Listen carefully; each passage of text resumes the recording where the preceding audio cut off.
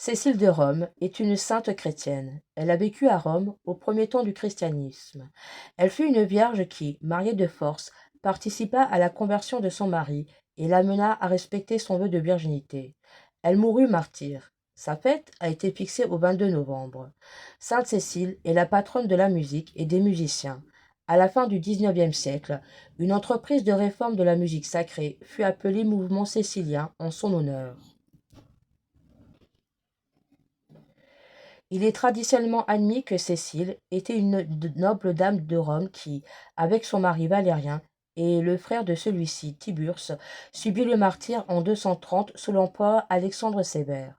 L'archéologue chrétien Giovanni Battista de Rossi soutient une autre version en la faisant périr en Sicile sous l'empereur Marc Aurèle entre 176 et 180, se basant sur le rapport de Vénance Fortuna, évêque de Poitiers, au début du 7e siècle.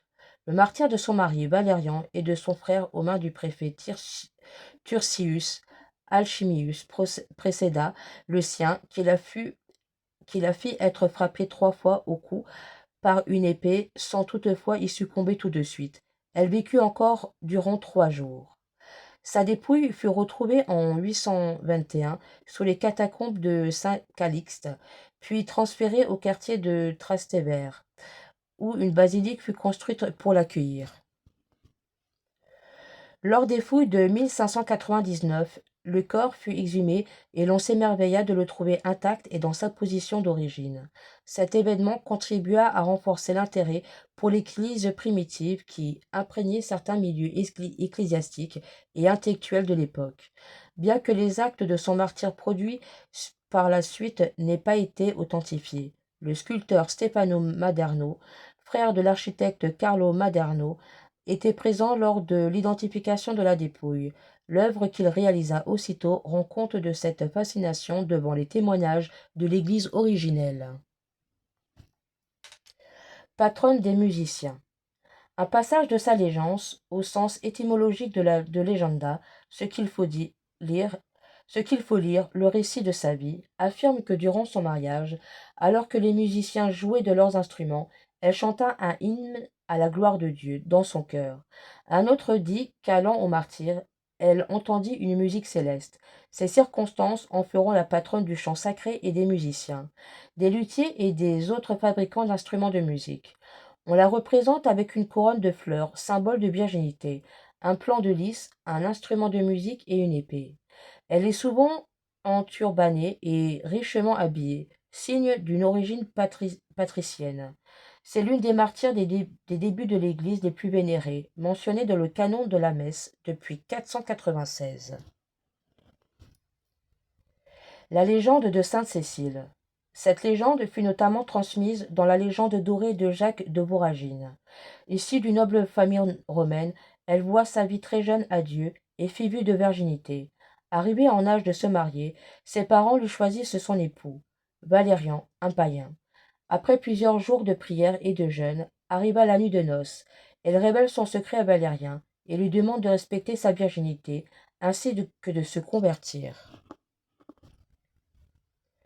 Valérian, maîtrisé par la grâce de Dieu, lui répondit: Si tu veux que je te croie, fais-moi voir cet ange, et si je m'assure que c'est vraiment un ange de Dieu, je ferai ce à quoi tu m'exhortes. Mais si tu aimes un autre homme, je vous frapperai l'un et l'autre de mon glaive.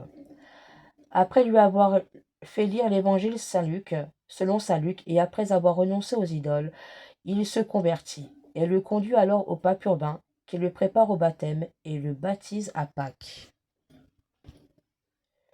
Le frère de Valérien, Tiburce, se convertit à son tour, et un ange lui annonce qu'ils arriveront tous deux auprès du Seigneur après la palme du martyr. Avec la palme du martyr, Valérian et Tiburce s'emploient à donner des sépultures au corps des martyrs que le préfet Amalchius faisait tuer comme criminels et brûler, jusqu'au jour où ils sont dénoncés. En effet, si à l'époque les chrétiens étaient dénoncés, on cherchait à les forcer à renier leur foi et à adorer les dieux des Romains. Au terme de leur procès, les deux frères furent livrés à la garde de Maxime. Celui-ci tente de les sauver une dernière fois de la mort. Ô noble et brillant fleur de la jeunesse romaine, ô frères unis par un amour si tendre, Comment courez-vous à la mort ainsi qu'à un festin?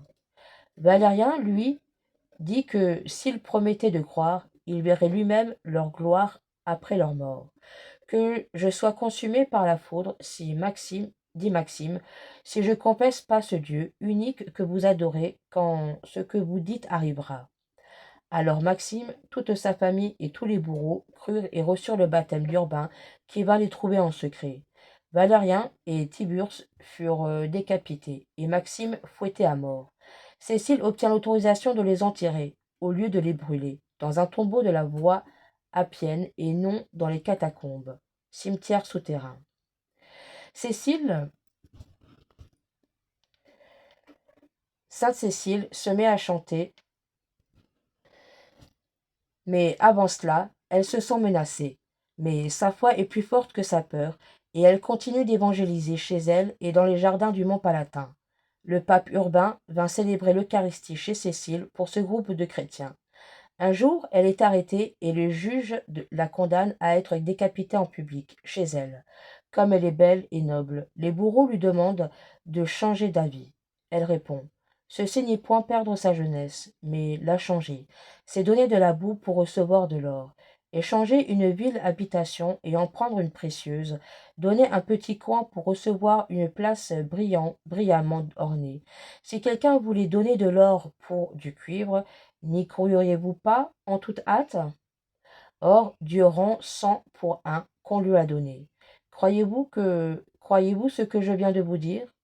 Nous croyons, répondirent-ils, que le Christ qui possède une telle servante est le vrai Dieu. On appela l'évêque Urbain, et beaucoup de personnes furent baptisées. Sainte Cécile se met donc à chanter en attendant le coup de hache du bureau. Mais ce dernier, après 3 tentatives infructueuses, la laisse agoniser pendant 3 jours. La loi romaine interdisait le 4e coup.